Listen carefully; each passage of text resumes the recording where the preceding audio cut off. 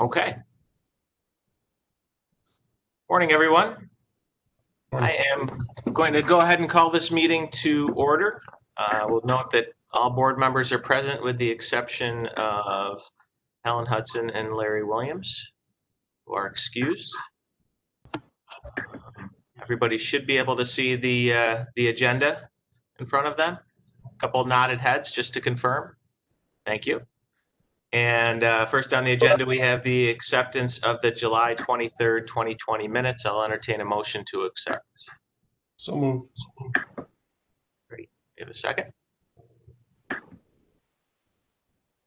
I haven't heard a second yet. Second. Thank you. Any further discussion? All in favor? Aye. Aye. Opposed? Carried. All right, next up, we have a report from the secretary. Joe, you're up. Yes, good morning, everyone. Morning. We did have a contractor lien come through against PAC from Herc Rental. PAC quickly bonded it off, so it's been taken care of from a legal perspective. The second item I have is we are working with Brad O'Connor to potentially revamp our payment process so that at the next meeting we may submit to you a consolidated payment list in a different format instead of using the tranche 1 and tranche 2 format. And we can entertain questions on that now, or if you want to wait till we actually present it to you. Okay. Don't need it that loud. I'd appreciate just a little bit more context around the impetus for that change. I guess I'll defer to Brad then. Brad, you prepared to give us a little insight? Yeah, really, it's an administrative change. It's challenging to accumulate the information in the format that it's currently being presented. So Joe and I discussed it, and he didn't think there was much reliance on the delineation between tranche 1 and tranche 2. The more important information is who we are paying and how much we're paying them. So really, it's just eliminating the 2 reports and moving them onto one sheet. If there are members relying on that information and tracking versus the tranches, then certainly we can reconsider. Okay, makes sense to me. Any questions or concerns about that? So that'll eventually come back to us? Next month. Great. Hey, Mayor. Hey, Joe, can we get that in advance of the meeting so at least we can familiarize ourselves with what it looks like? Yes, that's a good idea. I'm sure we can get it out to you well in advance of the meeting.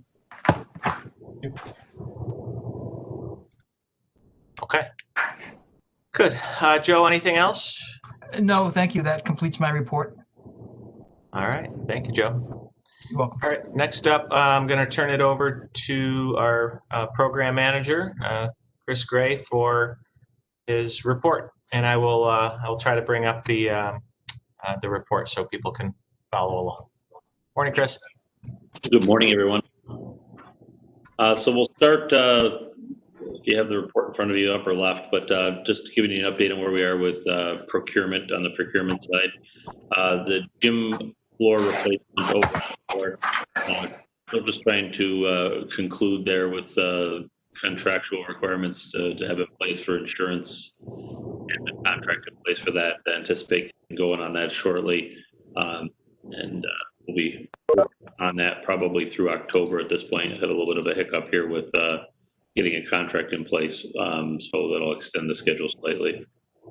Under corporate FF&E, we have some furniture to buy there and we're still working through the procurement method for that in terms of whether that will be a bid or a purchase. We're working through that. Anticipate having that concluded in September. Fowler interior package, documents are we're going through the documents now and anticipate that to be bid this fall. October is what we have identified on here for that, and that's the balance of the work that we would have on the interior renovations of Fowler. On the concession storage building, that is something that we're procuring it through the school district is procuring that. Again, the package is being assembled and developing those documents, and again, we'd be bidding that this fall, potentially kind of in concert with the interior package for Fowler.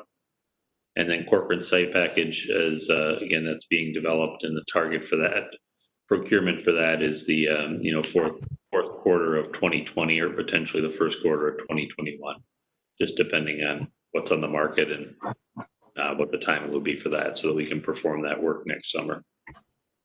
Under project budget and approvals, not a whole lot to report here, just that we did receive approval from SED for our early aid start request form, which enables us to get aid flowing on the project in advance of submission of a final cost report, which was part of our plan. So we just we received the approval on that, which is a good thing.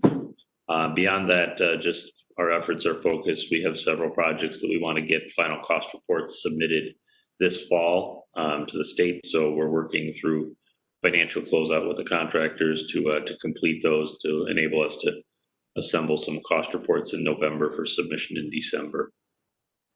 And then under project design status, just we do have an additional work package that we're working through for Nottingham at the moment, and still developing that kind of in concert with reconciling where we are on the other projects and building that budget, determining the available budget and building that scope.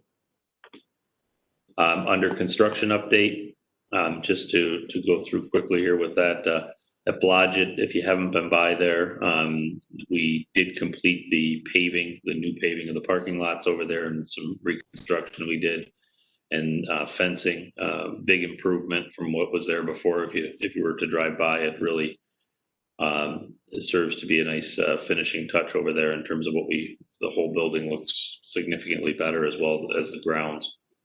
At Grant, still working through a few punch list items over there and trying to dial that down. I think the piece there is that all the academic spaces are complete and ready. None of the finishing touches, if you will, or the small work that with punch list remaining will impact the ability to use the building for its purpose.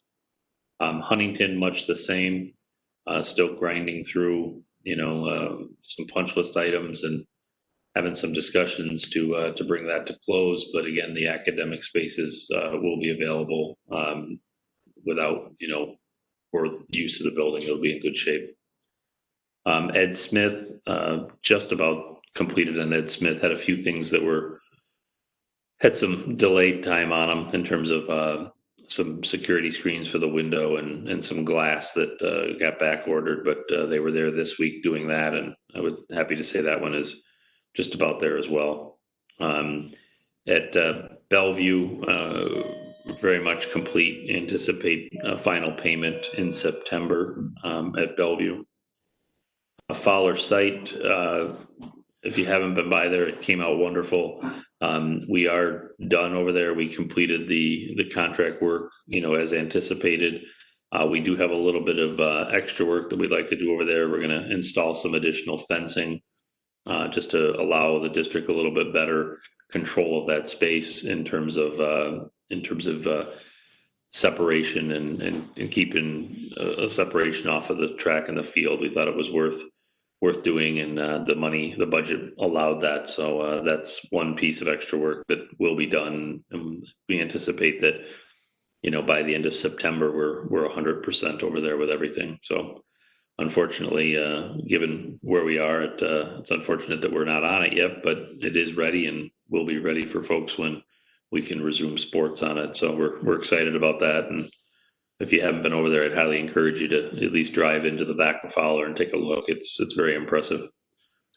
At Corcoran, as you know, that's a phased project. We're moving forward. I would say that big improvements or noticeable improvements there is that, all the new windows are in the building, which really has done wonders for the interior of the building, a lot more natural light. We replaced the windows in the 2 bridges that traverse over from the A building to the B building. Again, a significant difference just in the aesthetics of the building and the natural light that's in there. And we're continuing efforts there. That was pretty significant mechanical replacement that we've gone through over there in terms of new air handling units up in the mechanical room, and those will be turned on and turned over sequentially. In Corcoran, if you were to walk through, you are going to see some spaces that are partially finished, and that was the plan in terms of occupancy. There are certain finishes that are not in place, and we knew that, but we've worked directly with the administration there to understand the building use, which has been evolving a bit in terms of how we're going to use the building. So then we have a plan for that now. But if you were to walk through, it's much the same as Nottingham. There's definitely a work in progress, and you are going to see spaces that are not 100% finished, not with respect to impacting the use, but just in terms of that phase completion. Henniger, moving forward well over there. I think the piece over there is the addition. Foundations are in, and we are going to start structural steel installation this month and into September. So that's starting to take form over there. If you were to drive by as well, it's starting to come to life over there in terms of the addition. At Nottingham, I think the piece there is very much still work in progress. That one is another one where we're going to occupy some spaces and they're not 100% finished, and that was the plan. But from the outside looking in, one might say, it looks like it's not finished, and in fact, it's not. I mean, we're going to continue to work over there. I think a highlight there that is really, again, coming to life is the library. That was a significant renovation to basically gut the entire library that was there and remove a majority of the walls. It's a one big open space now with exposed structural steel, and then we're cutting a large opening in the to create a stair down to the first floor that will enter in through the corridor. So going to be really neat transformation when we get through with that. Clarion Danforth, not a whole lot to report there, just moving through. Demolition and abatement is our first step as we advance work there. Underneath constraints and critical issues, I spoke to the final cost reports this fall that's for Ed Smith, Bellevue, Grant, Huntington, and Blodgett, and we're moving forward on that. And then last month we had identified some areas that were a focus for school opening. And Nottingham, the air handling units, those have been activated. That was noted last month as a concern. Those are activated, and we have air movement in the building. The main entrance in the lobby, we had some concerns about this, the amount of work that was there to get that functional. Based on the current plan for the operations for the building, and in light of trying to not funnel everyone through one entrance, they're going to use alternate entrances to the building is the plan. So we will not be using that main entrance in the lobby as part of as they have traditionally used it. We're going to be entering the building at alternate locations. So, and then we did have a bit of a delay over there with receipt of the VCT flooring. There was a manufacturing issue and did delay that, but we now understand that we're going to have delivery by the 31st of this month. And then combined with the fact that classes won't start, until the beginning of October, we have an opportunity to potentially advance the installation of that tile and not feel the effect of that delay as much. And then toilet room finishes, we'll have those, to a point that they're complete and ready to use by the 28th. That was an area that we were just kind of concerned about, as it's time consuming with the finishes, but looks like we're in good shape there. And then Henniger activation of the new air handlers. We have 2 over there in this case that we need to reactivate, and the plan is to have those reactivated by the 31st, and then the AC functional by the 4th of September. And at Corcoran, as I mentioned before, we have flooring installations in the B wing and the classroom and the corridors. We're working through that. There are going to be areas that will not have all the finishes back in place, but we have a plan for that. and activation and commissioning of the air handler. That's in good shape and should be at the end of this week, tomorrow or Saturday, having the air restored there for the building. That's a lot of info, but questions, comments, concerns? Hey, Chris, this is Chuck. I have actually 3 questions. Sure. So the building over at Fowler, so does that mean it won't be installed until the spring if it's not going out to bid till the fall?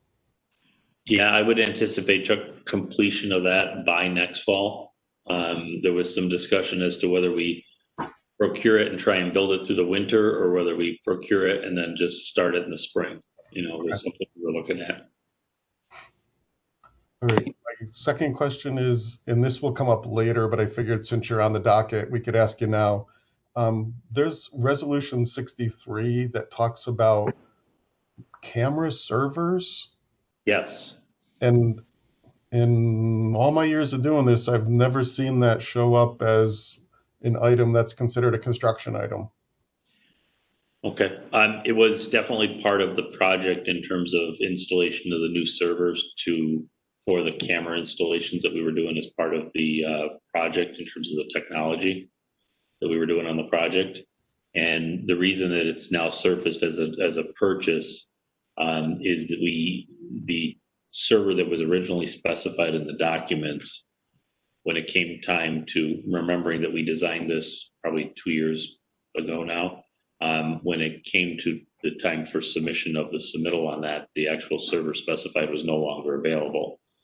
We had some discussion about what was the equivalent. That went back and forth, and then there was some debate as to what the equity was for the equivalent, and so we worked through that.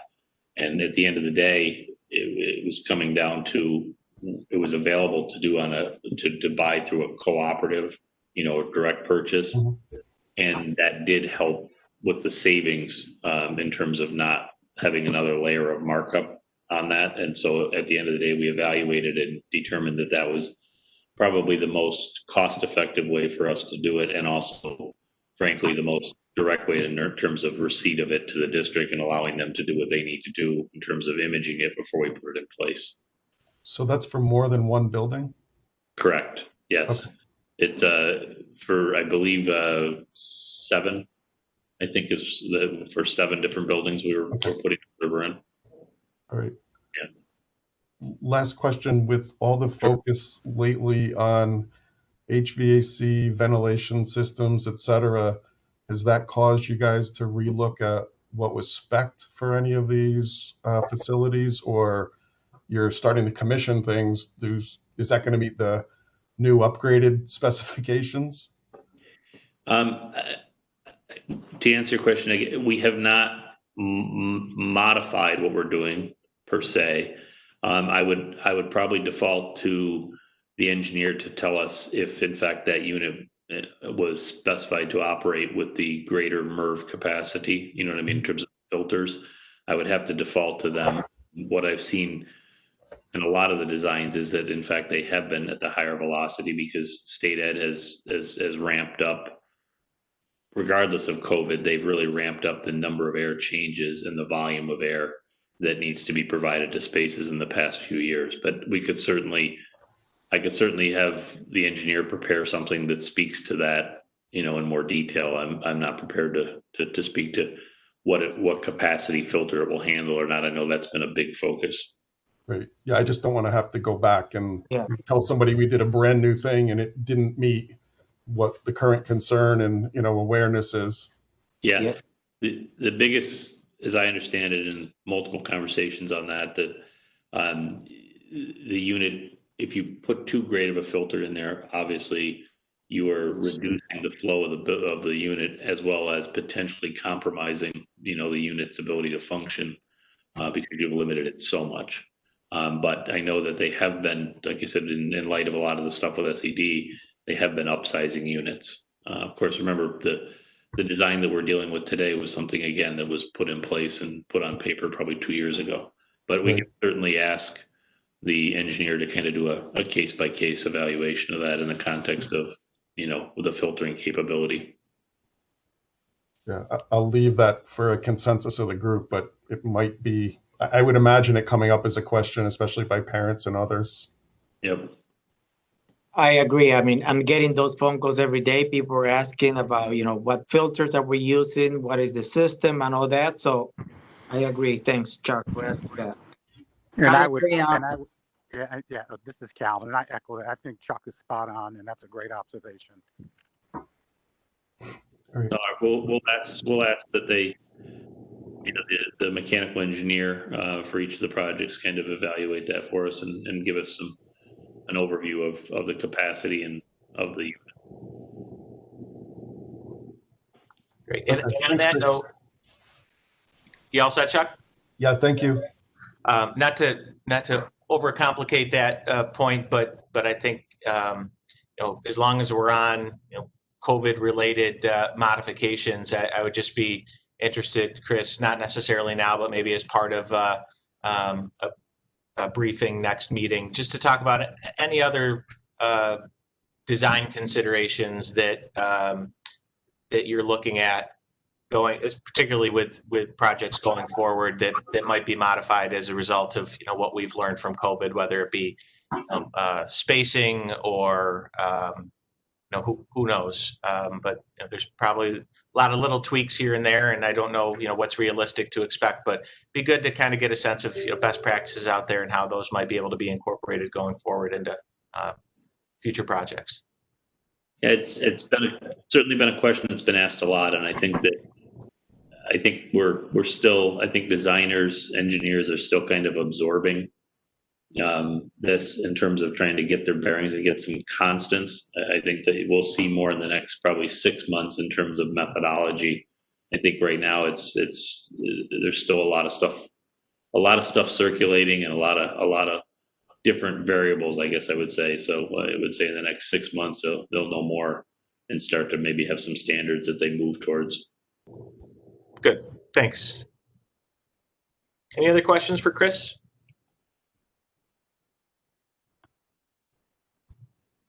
Okay. All right. Thanks, Chris. Good update. Lots going on. There is.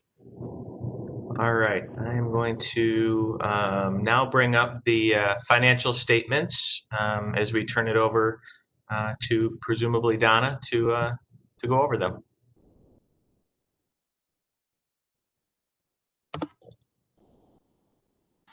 Good morning. Morning. Morning. I'm trying to turn my video on here, but for some reason it's not. It's just circling. So I'm going to get started anyway, as long as you can all hear me. Yep. Okay, we're going to start where we normally start, which would be down on page 5 if everybody wants to follow along. Okay.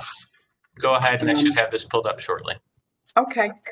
At the end of June, the JSCB fund has a total of $144.8 million of both phase 1 and phase 2 cash. So compared to the May statement, cash did decrease by $4.6 million, and that was due to vendor payments of $4.6 million. And we also had an increase in interest income of $5,482. Included in assets is the total capital assets of $223 million, and that represents all the activity up to 6/30/19. We'll see that start to change here as we get through audit. Those dollar amounts will change. We did close in 1920. We did close the Fraser project, so those numbers will be updated as the audit progresses. Also, the total liabilities at the close of June is $348.4 million, and that includes bonds payable for both phase 1 and phase 2 projects. So at the end of June, the unaudited total net position is $19.5 million. And I'm going to move on to page 6 to the statement of sources and expenditures. So the phase 1 year-to-date sources and expenditures, there has been no change for the month of June. However, in past months, I did report that we had the pass-through funding of $10.4 million from the district, and the subsidy payments received were $720,000. And the expenditures that I reported in prior months were principal and interest payments of $11.7 million, and the $720,000 was transferred out to the district. In phase 2, our year-to-date sources that I reported in prior months was the bond proceeds of $97 million, the $708,000 in capitalized interest, and a receipt of pass-through funding from the district of $9.1 million, along with the $695,000 reimbursement for the band principal payment. However, the interest earned on investments, as I said, did increase by $5,400 this month. So we have a total of $1.3 million on earnings and investments. The expenditures for the capital outlay for phase 2 is now at $85.2 million in vendor payments, and our debt service principal and interest payments were $12.2 million that I reported last month, along with the district transfer for the Fowler project of $250,000 that was reported in a prior month. I'm going to move on to page 7, which is our cash flow statement.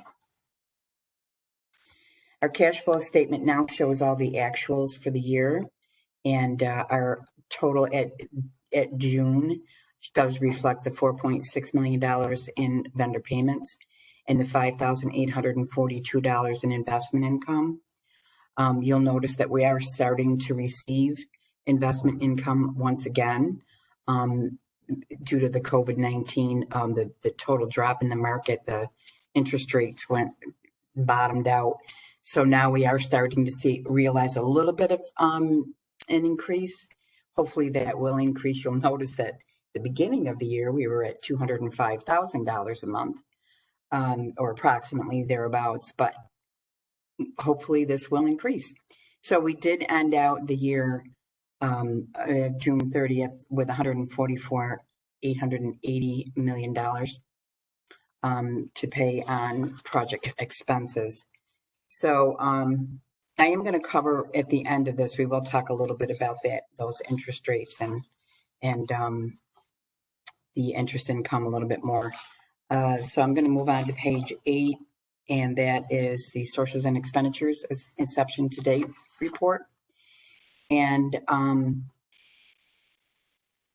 the inception to date sources for phase 1 project is $141.6 million and $292 million for phase 2.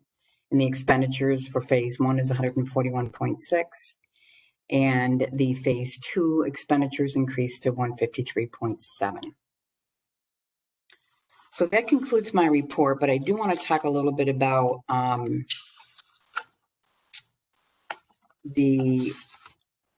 I did have a conversation yesterday with Calvin, and we did talk a little bit about interest rates, and the interest rates are so low currently that it is something that he did bring to mind, and it's something that the district had thought about in previous months, the possibility of doing a refunding on our phase 1 bonds. Now, I don't know if all of you were not on the board in 2017, but in 2017, the JSCB did refund the 2008 phase 1 bonds, and that was our first bonds that we used for phase 1.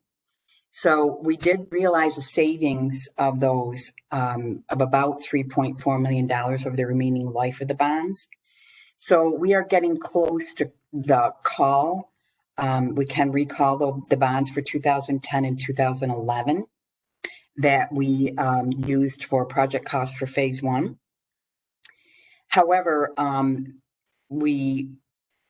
did reach out to Raymond James. I asked them to take a look at it for us yesterday, and just to get a sense of where we might be with some savings there if we were to refund the 2010, 2011 bonds.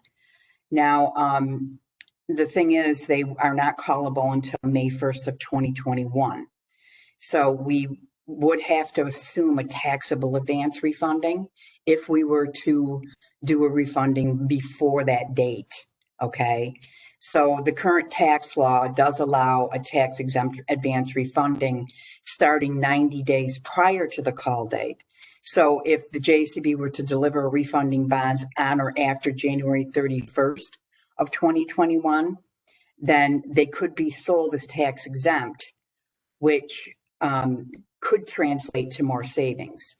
So the current proposal indicates that we could have a possible savings if we were to refund these bonds now of about approximately $2.4 million. However, it would cost approximately $400,000 in closing costs for a net savings of $2 million. So the 2017 legislation allows us to refund revenue bonds, but the savings that we realize may only be used for district capital projects, cannot be used for anything else other than that. Can't be used for debt service or put back in the general fund or anything like that of that sort. So if we wait, we could realize more savings. Raymond James did report to us that in response to the COVID-19 crisis, that its effect on state and local government financial positions, both the House and the Senate have introduced bills that would reinstate the tax exemption on advance refunding bonds.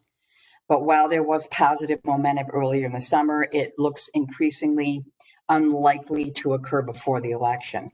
So if allowed, the use of tax exempt advance refunding may result in higher savings levels versus a taxable advance refunding. So it is something we may want to consider in the near future. And we may want to revisit this and take a look at it again. So I'm hoping, Calvin, that does answer any questions for you. Do you have any other questions regarding the possibility of this?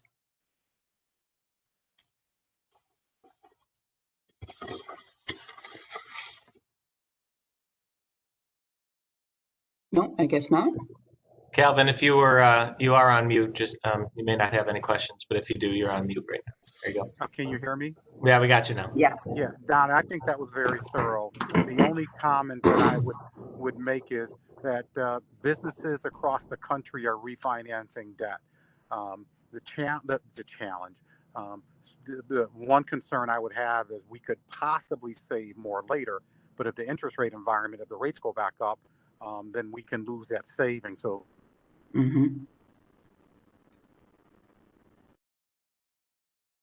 Uncertainty in the market, we don't know if we wait until next year, if we refinance that the fees would be less, but the interest rate. Point taken. It's something that we will. Those are prepayment. There's no closing cost of $400,000 on that debt. It's a prepayment penalty, which I think we should try to negotiate.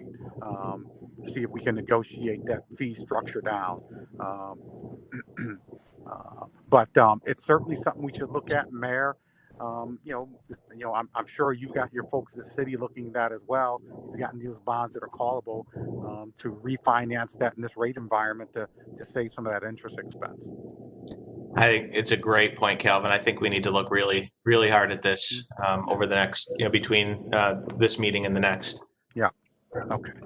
But Donna, thank you for that. Donna, I would ask if the committee's pleasure, just if you could put that in writing, and we can look at this for our next meeting and make a determination, something we want to move next year. Absolutely. We can put something together for you. Mm-hmm. Great. Thanks for the thorough response, Donna, and Calvin, thanks for asking the question. Mm-hmm. Okay. All set, Donna? All set. Thank you. Very good. All right. Going back to the agenda, we have a report from our independent compliance manager. Good morning, everyone. Mr. Mayor, would it be okay if I share my screen? Only I think so. Zoom in? Okay. Yep. Evan is technically the host, but as long as he's allowing people to share, you shouldn't have a problem. Okay, let's see if this. Yep, it's coming through. Okay, perfect.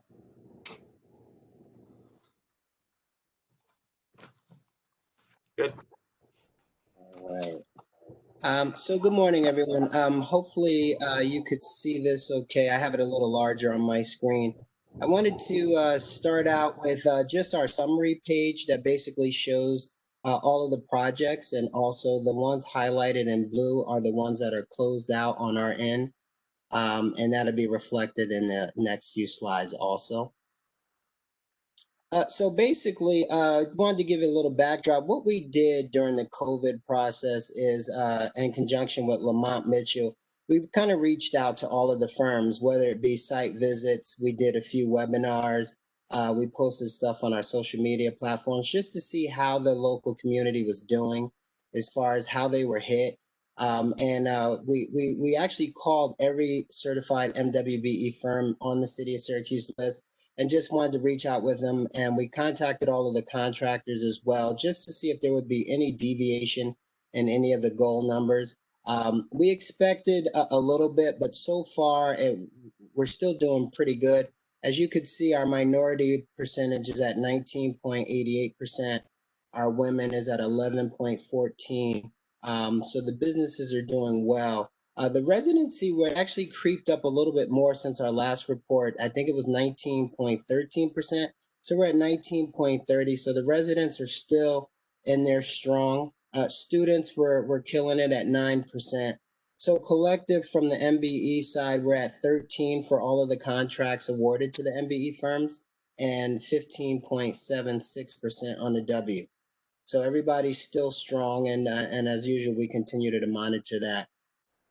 So for the professional services side, for the minority business, 8.2 million was subcontracted out. Of that, 5.5 million was paid out. So about 67% of the contractors have been paid to date from the professional services side on the MBE. On the WBE side, about 4.3 million was subcontracted out. Of that, 3.2 million has been paid out to the WBE firm, so about 74%. Now we go to construction on the MBE side. We got about 11.2 million that was subcontracted out. 10 million was paid out so far. We're at 94.74% of the firms have been paid. And we take in consideration the retainage, punch list closeout. Oftentimes we see that number go over 100% because 9 times out of 10 they keep the minority and women firms on site for change orders.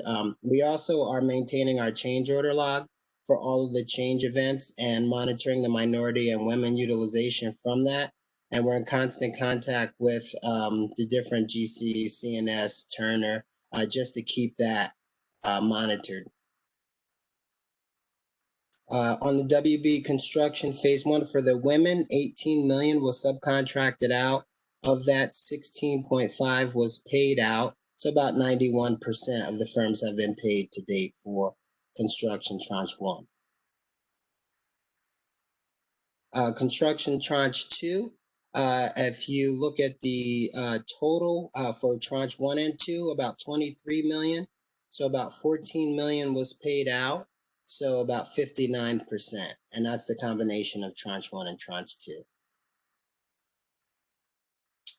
For the women construction, combination of 33 million of the combination of both tranches, and 18 million of that has been paid out. So about a little over half, 55%.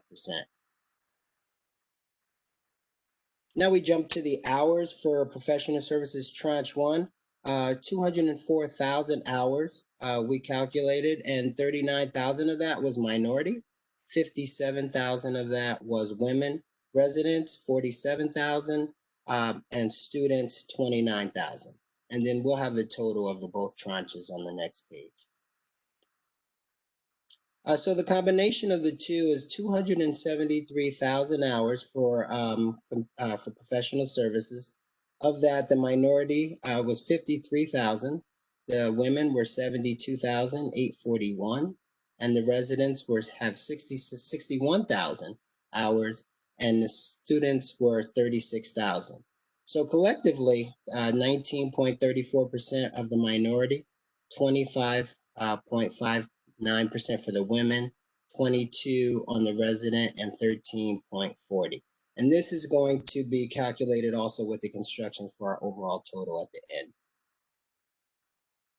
So construction for tranche 1, 518,000 total hours. Of that, 90,000 of those hours went to minorities, 25,000 for women residents, 91,000, and 42,000 for the students. So our overall total for hours, which is at the bottom, it's like a burgundy color, 938,000 hours for the total so far for tranche 1 and 2. 186,000 went to minorities, 104,577 to women, 104 to residents, and 84,515 of those hours went to students. So that's how we got our total percentages at the bottom of 19.88 on the minority, women 11.14, students 19.30, and 9.1 on the students.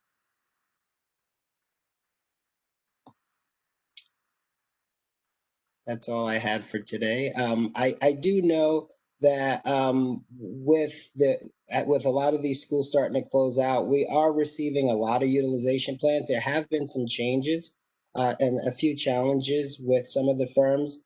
We are working with a couple of the GCs now to make up that participation. It's not reflected in this report, but it will be. So we're waiting for some revisions to come in. And then Lamont and I will be looking at that to hopefully get that number into the next report. Great. Thanks, Lloyd. Questions, Lloyd?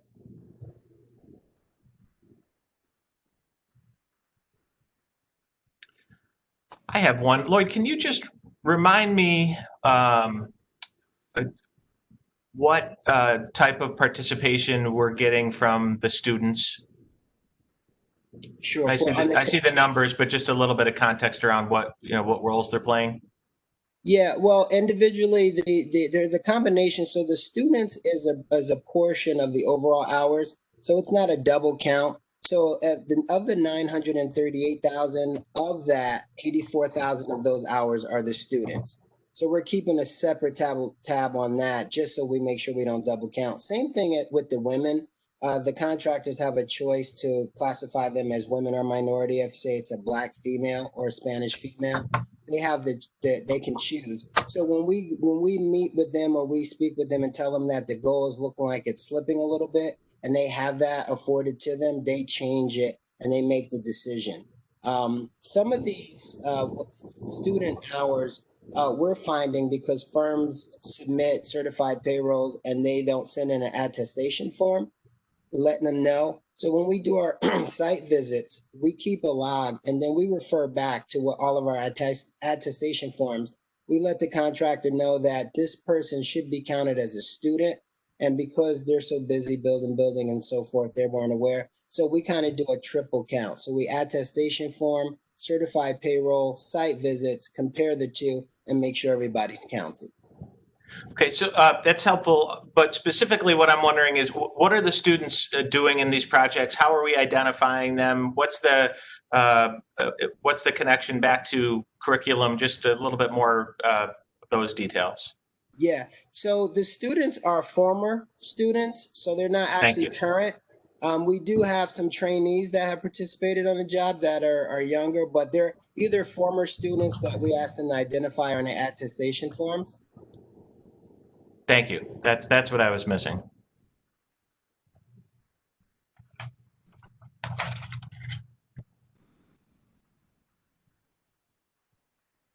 Any other questions for Lloyd?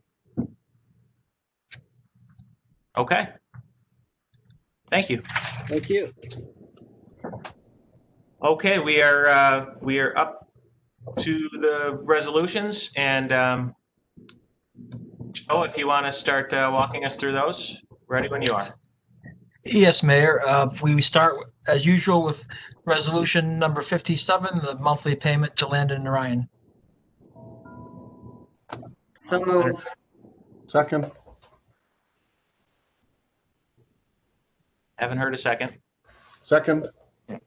Any further discussion? All in favor? Aye. Aye. Opposed? Carried. Resolution number 58 would be the monthly payment to Turner Construction. So moved. Second. Any further discussion? All in favor? Aye. Opposed? Carried. Resolution number 59 would be the monthly payments for the Tranche 1 contractors. So move. Second. Any further discussion? All in favor? Aye. Opposed? Carried. Resolution number 60 would be the monthly payments for the Tranche 2 contractors. So move. Second. Any further discussion? All in favor? Aye. Aye. Opposed? Carried. Resolution number 61 would be a payment to Hancock and Estabrook for a small legal matter that came up. So moved. Second. Any further discussion? All in favor? Aye. Aye. Opposed? Carried.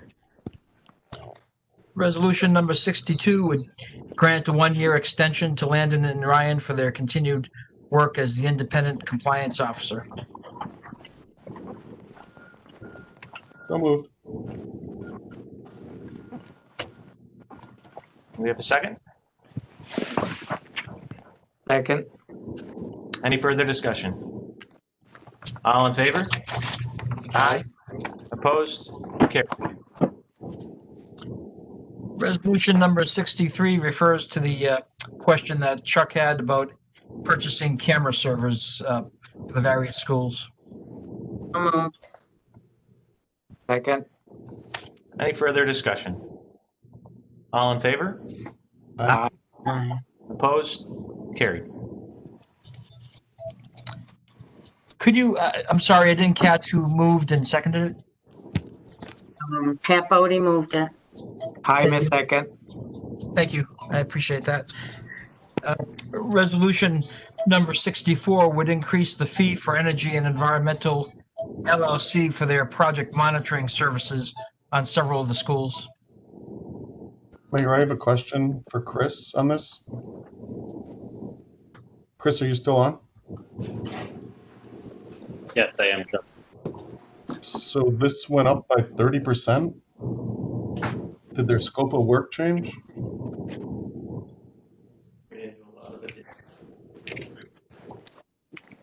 Yes, we had a fair amount of additional asbestos at some of the buildings, I think Nottingham most notably, in terms of the additional work we did there for them, and corporate had as well.